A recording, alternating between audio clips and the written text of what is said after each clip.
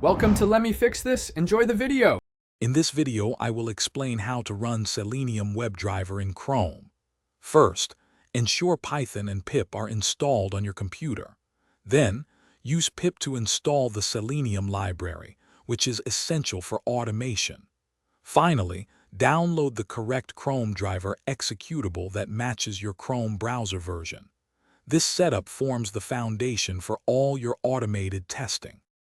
Once downloaded, you have two main options for Chrome driver. You can place the executable in a directory included in your system's path environment variable, making it globally accessible. Alternatively, you can directly specify the full path to the Chrome driver executable within your Python script.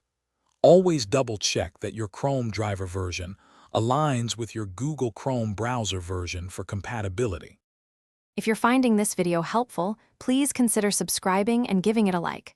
On another note, quick recommendation: make meal prep easy with these fantastic leak-proof containers.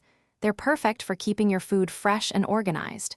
Check the description below for the link to these containers and other great deals. Now, let's get back to the video. Now, let's write a basic script. Begin by importing the WebDriver module from the Selenium library. Next, initialize the Chrome WebDriver, which opens a new browser window. You can then use the driver get method to navigate to any desired website. This simple sequence demonstrates the core functionality of opening a browser and loading a page. With the page loaded, you can interact with elements. Selenium allows you to locate elements by ID, class name, XPath, or CSS selectors.